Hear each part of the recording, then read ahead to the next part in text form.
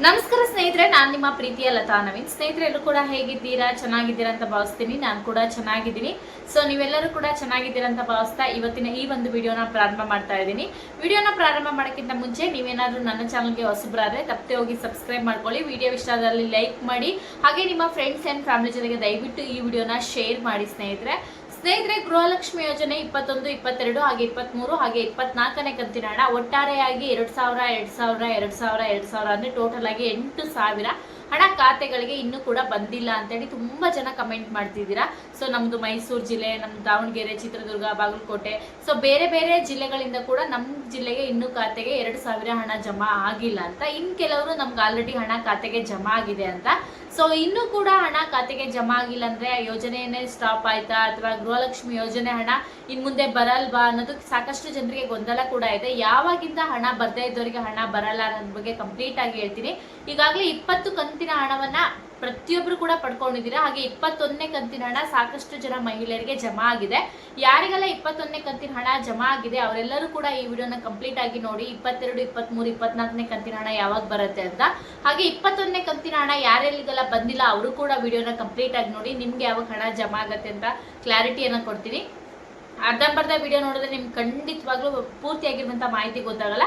ಪೂರ್ತಿಯಾಗಿ ವಿಡಿಯೋನ ನೋಡಿ ಕಂಪ್ಲೀಟ್ ಆಗಿರುವಂಥ ಮಾಹಿತಿಯನ್ನು ತಿಳ್ಕೊಳ್ಳಿ ಸ್ನೇಹಿತರೆ.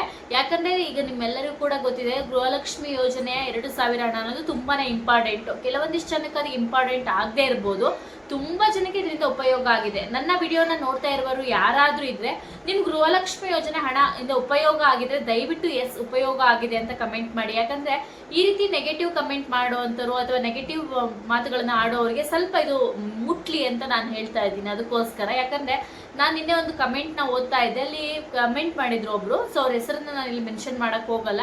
ಸೊ ಅವ್ರು ಹೇಳ್ತಾ ಇದ್ರು, ನಮ್ಮ ಮನೆ ಹೆಂಗಸರಿಗೆ ಸ್ವಲ್ಪ ಹುಷಾರಿಲ್ಲ, ನಮ್ಮ ಗೃಹಲಕ್ಷ್ಮಿ ಯೋಜನೆ ಹಣ ತುಂಬಾ ನೀಡ್ ಇದೆ, ನಮ್ಗೆ ಅವಶ್ಯಕತೆ ಇದೆ, ಇನ್ನೂ ಕೂಡ ಹಣವನ್ನ ಹಾಕಿಲ್ಲ ಅಂತ. ಹಾಗೆ ಕೆಲವರು ನಮಗೆ ಮಕ್ಕಳು ಫೀಸಿಗೆ ಬೇಕು, ಹಾಗೆ ನಮ್ಮ ಪರ್ಸನಲ್ ಖರ್ಚಿಗೆ ಬೇಕು ಅಂತ ಹೇಳಿ ತುಂಬಾ ಜನ ಕಮೆಂಟ್ ಮಾಡಿದ್ದೀರಾ. ಸೊ ಇದರಿಂದ ಗೃಹಲಕ್ಷ್ಮಿ ಯೋಜನೆ ಹಣ ಎಷ್ಟು ಉಪಯೋಗ ಆಗ್ತಿದೆ, ಎಷ್ಟು ಸಹಾಯ ಆಗ್ತಿದೆ ಅನ್ನೋದು ನಾವು ಅರ್ಥ ಮಾಡ್ಕೋಬೇಕಾಗತ್ತೆ.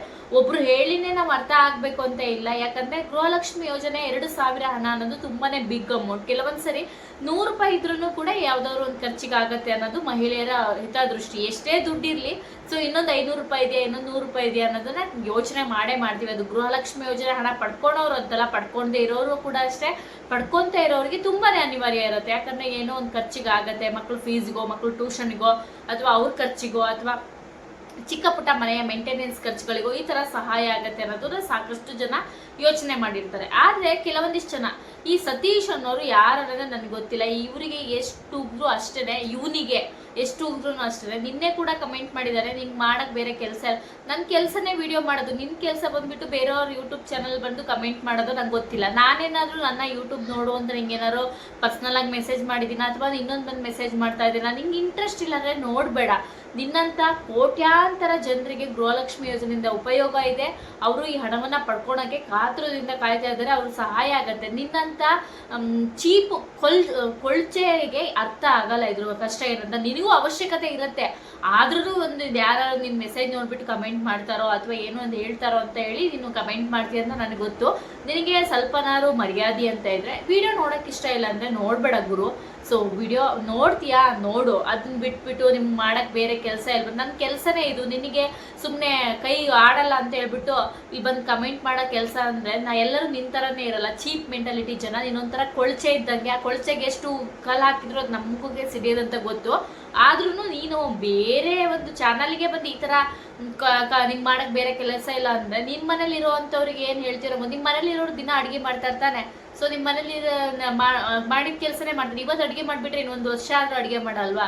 ಹಂಗೆ ನನಗೆ ಇವತ್ತು ವಿಡಿಯೋ ಮಾಡಿದ್ರೆ ನಾಳೆನೇ ನಾನು ವಿಡಿಯೋ ಮಾಡ್ತೀನಿ, ನನ್ನ ಕೆಲಸನೇ ಇದು ಅಂತ ನಿಮ್ಮ ಮನೇಲಿರೋರಿಗೂ ಇದೇ ಥರ ಟ್ರೀಟ್ ಮಾಡ್ತೀಯೋ ನಂಗೆ ಗೊತ್ತಿಲ್ಲ. ನೀನು ನೋಡೋಕೆ ಇಷ್ಟ ಇಲ್ಲ ಅಂದ್ರೆ ನನ್ನ ಚಾನಲ್ಗೆ ಬಂದು ವಿಡಿಯೋ ನೋಡಬೇಡ. ನನಗೆ 1 ನಿಮಿಷದ ಕೆಲಸ ನಿನ್ನ ಕಮೆಂಟ್ನ ಬ್ಲಾಕ್ ಮಾಡೋದು, ನನ್ನ ಚಾನಲ್ನ ಬಂದು ನೋಡದೇ ಇರುವಂಥದ್ದು.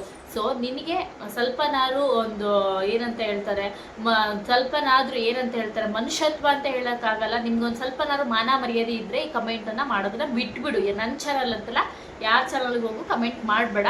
ಸೊ ಎಷ್ಟೋ ಜನರಿಗೆ ಗೃಹಲಕ್ಷ್ಮಿ ಯೋಜನೆ ಹಣ ಅವಶ್ಯಕತೆ ಇದೆ. ಇಂಥ ಚೀಪ್ ಮೆಂಟಾಲಿಟಿ ಇರೋ ಜನಗಳಿಂದ ಯಾರಿಗೂ ಅದಕ್ಕೆ ಏನು ಹೇಳೋಕ್ಕೂ ಆಗಲ್ಲ ಅನ್ನೋ ನನ್ನ ಅಭಿಪ್ರಾಯ ಸ್ನೇಹಿತರೆ. ಇಂಥವ್ರಿಗೆ ಏನು ಹೇಳಬೇಕು ನಂಗೆ ಗೊತ್ತಿಲ್ಲ. ಸೊ ನನ್ನ ಕೈಲಾದಷ್ಟು ನಾನು ಹೇಳಿದ್ದೀನಿ, ನಿಮ್ಗೆ ಏನು ಅನ್ಸುತ್ತೆ ನೀವು ಹೇಳಿ ಸ್ನೇಹಿತರೆ. ಹಾಗೆ ಈಗ ಗೃಹಲಕ್ಷ್ಮಿ ಯೋಜನೆ 21ನೇ ಕಂತಿನ ಹಣ ಸಾಕಷ್ಟು ಜಿಲ್ಲೆಗಳಿಗೆ ಜಮಾ ಆಗಿದೆ. ಈ ಮೈಸೂರು ಅಂದ್ರೆ ಮೈಸೂರಲ್ಲಿ ಇರೋರಿಗೆ ಕೆಲವರಿಗೆ ಜಮಾ ಆಗಿದೆ, ಇನ್ನು ಕೆಲವರಿಗೆ ಜಮಾ ಆಗಿಲ್ಲ. ಸೊ ಇದನ್ನ ನೀವು ಗಾಬರಿ ಆಗುವಂಥದ್ದಿಲ್ಲ, ಯಾಕಂದ್ರೆ ಮೈಸೂರಲ್ಲಿರೋ ನಮ್ಮ ಪಕ್ಕದ ಮನೆಯವ್ರಿಗೆ ಬಂದಿಲ್ಲ, ನಂಗೆ ಬಂದಿಲ್ಲ ಅಂತ. ಸೊ ತುಂಬಾ ಜನಕ್ಕೆ ನಿನ್ನೆ ಕೂಡ ಹಣ ಜಮಾ ಆಗಿದೆ. ಸೊ ಇವತ್ತು ಕೂಡ ಹಣ ಜಮಾ ಆಗ್ತಾ ಇದೆ. ಅಂದ್ರೆ ಒಂದ್ ಗೊತ್ತಿದೆ, ಮುಂಚೆ ಎಲ್ಲ ಏನಾಗ್ತಾ ಇತ್ತು, ಒಂದ್ ತಿಂಗಳು ತಗೊಂತಾ ಇತ್ತು. ಇದು ಯಾಕಂದ್ರೆ ತುಂಬಾ ಡಿಲೇ ಆಯ್ತಲ್ವಾ, ಅದಕ್ಕೆ ಲೇಟ್ ಆಗಿದೆ. ಬಿಟ್ರೆ ಗೃಹಲಕ್ಷ್ಮಿ ಯೋಜನೆ ಹಣ 100% ನಿಮ್ಗೆ ಜಮಾ ಮಾಡ್ತಾರೆ. ಯಾವುದೇ ರೀತಿಯಾಗಿ ನಿಮ್ಗೆ ಡೌಟ್ ಬೇಡ. 1 ಡೇಸ್ ಲೇಟ್ ಆಗ್ಬೋದು, 2 ಡೇಸ್ ಲೇಟ್ ಆಗ್ಬೋದು, 3 ಡೇಸ್ ಲೇಟ್ ಆಗ್ಬೋದು, ಬಟ್ ಹಣ 100% ಆಗಿ ಬರುತ್ತೆ. ಈ ಕಾನ್ಫಿಡೆನ್ಸ್ ನ ಯಾರು ಕೂಡ ಕಳ್ಕೊಬೇಡಿ. ಸುಮ್ಮನೆ ಬ್ಯಾಂಕಿಗೆ ಹೋಗಿ ಚೆಕ್ ಮಾಡಿಸೋದು ಅಥವಾ ಪೋಸ್ಟ್ ಆಫೀಸು, ತಾಲೂಕು ಆಫೀಸಿಗೆ ಹೋಗಿ ನೀವು ನಿಮ್ಮ ಟೈಮ್ ವೇಸ್ಟ್ ಮಾಡ್ಕೋಬೇಡಿ. ಹಣ ಬಂದ್ರೆ ನಿಮ್ಗೆ ನೋಟಿಫಿಕೇಶನ್ ಬರುತ್ತೆ, SMS ಬಂದಿಲ್ವಾ, ಅಥವಾ ನಿಮ್ಗೆ ಬ್ಯಾಂಕಿಂದ SMS ಬರ್ತಾ ಇಲ್ಲ ಅಂದ್ರೆ ನೀವು ಬ್ಯಾಲೆನ್ಸ್ ಚೆಕ್ ಮಾಡೋ ನಂಬರಿಗೆ ಹೊಡೆದ್ರೆ ಗೊತ್ತಾಗುತ್ತೆ, ಹಣ ಡೆಫಿನೆಟ್ಲಿ ಆಗಿ ಬರುತ್ತೆ. ಇನ್ ಕೆಲವರು 22, 23, 24ನೇ ಕಂತಿನ ಹಣ ಬಂದಿಲ್ಲ ಅಂತ ಹೇಳ್ತಾ ಇದ್ದೀರಾ. ಹೌದು, 22, 23, 24ನೇ ಕಂತಿನ ಹಣವನ್ನ ಬಿಡುಗಡೆ ಮಾಡಿಲ್ಲ ರಾಜ್ಯ ಸರ್ಕಾರ. ಇದೇ ತಿಂಗಳಲ್ಲಿ 22 ಹಾಗೆ 23ನೇ ಕಂತಿನ ಹಣವನ್ನ ರಾಜ್ಯ ಸರ್ಕಾರ ಬಿಡುಗಡೆ ಮಾಡ್ಲಿಕ್ಕೆ ತೀರ್ಮಾನವನ್ನ ಕೈಗೊಂಡಿದ್ದಾರೆ. ಸದ್ಯದಲ್ಲಿ ಆ ಹಣವು ಕೂಡ ಬಿಡುಗಡೆ ಆಗತ್ತೆ. ಯಾಕಂದ್ರೆ 21ನೇ ಕಂತಿನ ಹಣ ಪೂರ್ತಿಯಾಗಿ ಎಲ್ಲರಿಗೂ ಕಂಪ್ಲೀಟ್ ಆಗ್ಬೇಕು. ತುಂಬಾ ಜನ ಕಂಪ್ಲೀಟ್ ಆಗಿಲ್ಲ, ಇವ್ರಿಗೆ ಬಂದಿದ್ರೆ ಅವ್ರಿಗೆ ಬಂದಿಲ್ಲ, ಅವ್ರಿಗೆ ಬಂದಿದ್ರೆ ಇವ್ರಿಗೆ ಬಂದಿಲ್ಲ. ರಾಜ್ಯ ಸರ್ಕಾರ ಏನ್ ಮಾಡ್ತಾ ಇದೆ ಅಂದ್ರೆ ಒಂದೇ ದಿನದಲ್ಲಿ ಹಾಕಕ್ಕಾಗಲ್ಲ ಅಲ್ವಾ. ಹಾಕಕ್ಕಾಗಲ್ಲ ಅಂದ್ರೆ ಕೆಲವೊಂದಿಷ್ಟು ಬ್ಯಾಂಕ್ಗಳ ರೂಲ್ಸ್ಗಳು ಇರ್ಬೋದು. ಯಾಕಂದ್ರೆ ಒಂದೇ ದಿನದಲ್ಲಿ ಇಷ್ಟೇ ಹಣನ ನಾವು ಕ್ರೆಡಿಟ್ ಮಾಡಬೇಕು, ಡೆಬಿಟ್ ಮಾಡಬೇಕು ಅನ್ನೋ ರೂಲ್ಸ್ ರೆಗ್ಯುಲೇಷನ್ ಎಲ್ಲರಿಗೂ ಇರುತ್ತೆ. ನೀವು ನೋಡ್ಬೋದು, ATM ಅಲ್ಲಿ ಒಂದೇ ಸರಿ ನಾವು 50,000 ತೆಗೋಕ್ಕಾಗಲ್ಲ, 10,000 ತರನೇ ತೆಗಿತಾ ಹೋಗ್ಬೇಕು, ಈ ತರ. ಸೊ ಈ ರೀತಿ ರೂಲ್ಸ್ ಅಂಡ್ ರೆಗ್ಯುಲೇಷನ್ಗಳು ಕೆಲವೊಂದ್ ಕಡೆ ಇರುತ್ತೆ. ಹಾಗೆ ಫೋನ್ ಪೇ ಅಲ್ಲಿ ನಾವು ಒಂದೇ ಸರಿ ಲಕ್ಷಾಂತರ ರೂಪಾಯಿ ಅಮೌಂಟ್ ನ ಕಳ್ಸಕ್ಕಾಗಲ್ಲ.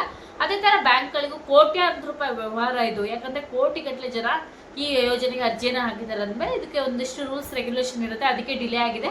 ಬಟ್ ಹಣವನ್ನ 21ನೇ ಒಂದು ಕಂತಿನ ಹಣವನ್ನ ಎಲ್ಲರಿಗೂ ಜಮೆ ಆದ ತಕ್ಷಣ ನಿಮಗೂ ಕೂಡ ಹಣ ಬರುತ್ತೆ ಅನ್ನೋದು 100% ನಿಜ. ಯಾರು ಯೋಜನೆ ಕ್ಯಾನ್ಸಲ್ ಆಯ್ತು ಈ ತರ ಅಂದ್ರೆ ಬೈ ಮಿಸ್ಟೇಕ್ ಆಗು ಅನ್ಕೊಳಕ್ ಹೋಗ್ಬೇಡಿ. ಎಷ್ಟೋ ಜನಕ್ಕೆ ಇದು ನೀಡ್ ಇದೆ, ಅವಶ್ಯಕತೆ ಇದೆ. ಇದರಿಂದ ಹಣವನ್ನ ಮಹಿಳೆಯರಿಗೆ ಸ್ವಲ್ಪ ಮಟ್ಟಿಗಾದ್ರೂ ಸಹಾಯ ಆಗ್ತಿದೆ ಅನ್ನೋದು ನನ್ನ ಅಭಿಪ್ರಾಯ. ಸ್ನೇಹಿತರೆ, ನಾನು ಕೆಳಗಡೆ ಒಂದು ನಂಬರ್ ಕೊಟ್ಟಿರ್ತೀನಿ. ಸೊ ಯಾರಿಗಾದ್ರೂ ಇನ್ನೇನು ವರಮಹಾಲಕ್ಷ್ಮಿ ಹಬ್ಬ ಮುಗ್ದೋಯ್ತು, ಇನ್ನೇನು ಗೌರಿ ಗಣೇಶ ಹಬ್ಬ ಬರ್ತಾ ಇದೆ, ಸೀರೆಯನ್ನ ತಗೋಬೇಕು ಅಂತ ಇದ್ರೆ, ಈಗ ನೀವು ಯೋಚನೆ ಮಾಡ್ತಾ ಇರ್ತೀರ ನಾವು ಹೋಲ್ಸೇಲ್ ಆಗಿ ಒಂದು ಸೀರೆ ಬಿಸ್ನೆಸ್ ಅನ್ನ ಸ್ಟಾರ್ಟ್ ಮಾಡ್ಬೇಕು ಅಂತ ಇದ್ದು, ಅಥವಾ ನಿಮ್ಗೆ ಏನಾದ್ರು ಸೀರೆಗಳನ್ನ ಹಬ್ಬಕ್ಕೆ ಪರ್ಚೇಸ್ ಮಾಡ್ಬೇಕು ಅಂತಿದ್ರೆ ಈ ನಂಬರ್ಗೆ ವಾಟ್ಸಪ್ ಮುಖಾಂತರ ಕಾಂಟ್ಯಾಕ್ಟ್ ಮಾಡಿ. ಸೊ ನಿಮ್ಗೆ ಇಷ್ಟವಾದ ಸೀರೆಯನ್ನ ನೀವು ಪರ್ಚೇಸ್ ಮಾಡ್ಬೋದು. ಇಲ್ಲ ಹೋಲ್ಸೇಲ್ ಅಲ್ಲೇ ನಾನು ತಗೊಂತೀನಿ ಅಂದ್ರೆ ಹೋಲ್ಸೇಲ್ ಪ್ರೈಸ್ ಅಲ್ಲೂ ಕೂಡ ನಿಮ್ಗೆ ಕೊಡ್ತಾರೆ. ಸೊ ಅಥವಾ ನೀವೇನಾದ್ರೂ ಇಲ್ಲ ನಾವು 1 ಸೀರೆ 2 ಸೀರೆ ಪರ್ಚೇಸ್ ಮಾಡ್ಬೇಕು ಅಂದ್ರೂ ಕೂಡ ಇದು ಕಡಿಮೆ ಪ್ರೈಸ್ ಅಲ್ಲಿ ನಿಮ್ಗೆ ಸಿಗ್ತಾ ಇದೆ. ಫ್ರೀ ಶಿಪ್ಪಿಂಗ್ ಒಂದು ಚಾರ್ಜ್ ಒಂದು ಬಿಟ್ರೆ ಮತ್ತೆ ಎಲ್ಲದೂ ಕೂಡ ನಿಮ್ಗೆ ಫ್ರೀ ಆಗಿ ಸಿಗ್ತಾ ಇದೆ. ಯಾರಿಗಾದ್ರು ಇಂಟ್ರೆಸ್ಟ್ ಇದ್ರೆ ಡೆಫಿನೆಟ್ಲಿ ಈ ನಂಬರ್ಗೆ ಒಂದು ವಾಟ್ಸಪ್ ಮುಖಾಂತರ ಕಾಂಟ್ಯಾಕ್ಟ್ ಮಾಡಿ ನಿಮ್ಗೆ ಇಷ್ಟವಾದ ಸೀರೆಯನ್ನ ಪರ್ಚೇಸ್ ಮಾಡಿ. ಯಾಕಂದ್ರೆ ನೀವು ಬೇರೆ ಕಡೆಯಲ್ಲಿ ವಿಚಾರಿಸ್ಬೋದು ಈ ಸೀರೆ ಬೆಲೆ ಎಷ್ಟಿದೆ ಅಥವಾ ಈ ಸೀರೆ ಬೆಲೆ ಎಷ್ಟಿದೆ ಅಂತ ನೀವು ಯೋಚನೆ ಮಾಡಿದ್ರೆ ನೀವು 3-4 ಕಡೆಯಲ್ಲಿ ಚೆಕ್ ಮಾಡಿಕೊಂಡು ಮತ್ತೆ ಬಂದು ಈ ನಂಬರಿಗೆ ನಿಮ್ಮ ಫೋಟೋಸ್ನ ನೋಡಿದ್ರೆ ಇಲ್ಲೇ ನಿಮ್ಗೆ ಕಡಿಮೆ ಸಿಗುತ್ತೆ. ದಯವಿಟ್ಟು ಯಾರಿಗಾರು ಇಂಟ್ರೆಸ್ಟ್ ಇದ್ರೆ ಅಥವಾ ಹೋಲ್ಸೇಲ್ ಆಗಿ ನಾವು ಸೀರೆ ಪರ್ಚೇಸ್ ಮಾಡ್ತೀವಿ ಅನ್ನೋರು ಇದ್ರೆ ದಯವಿಟ್ಟು ಈ ನಂಬರಿಗೆ ಕಾಂಟ್ಯಾಕ್ಟ್ ಮಾಡಿ. ಸೊ ನಿಮಗೆ ಕಡಿಮೆ ಪ್ರೈಸ್ ಸೀರೆಗಳು ಸಿಗ್ತಾ ಇದೆ, ತುಂಬಾ ಕ್ವಾಲಿಟಿ ಇರುವಂತ ಸೀರೆಗಳು. ಅಕಸ್ಮಾತ್ ಸೀರೆಗಳಲ್ಲಿ ಏನಾದ್ರು ಡ್ಯಾಮೇಜ್ ಇದ್ರೆ ನಿಮಗೆ ರಿಟರ್ನ್ ಕೂಡ ಆಪ್ಷನ್ ಇರುತ್ತೆ. ಸೊ ದಯವಿಟ್ಟು ಯಾರಿಗಾರು ಇಂಟ್ರೆಸ್ಟ್ ಇದ್ರೆ ಕಮೆಂಟ್ ಮಾಡಿ, ಹಾಗೆ ವಿಡಿಯೋನ ಶೇರ್ ಮಾಡಿ. ಅವ್ರೇನಾದ್ರು ಬಿಸ್ನೆಸ್ ಅನ್ನ ಸ್ಟಾರ್ಟ್ ಮಾಡ್ಬೇಕು ಅಂತಿದ್ರೆ ಸೊ ನಿಮ್ಗೆ ಇಷ್ಟವಾದ ಸೀರೆಗಳನ್ನ ಪರ್ಚೇಸ್ ಮಾಡ್ಬೋದು ಅಂತ ಈ ಮೂಲಕ ಕೇಳ್ಕೊಂತೀನಿ. ವಿಡಿಯೋ ಇಷ್ಟ ಆದರೆ ಲೈಕ್ ಮಾಡಿ, ಶೇರ್ ಮಾಡಿ. ನೆಕ್ಸ್ಟ್ ವಿಡಿಯೋದಲ್ಲಿ ಮತ್ತೊಮ್ಮೆ ಸಿಗ್ತೀನಿ. ನಿಮ್ಮೆಲ್ಲರೂ ಕೂಡ ಧನ್ಯವಾದಗಳು. ನಮಸ್ಕಾರ ಸ್ನೇಹಿತರೆ.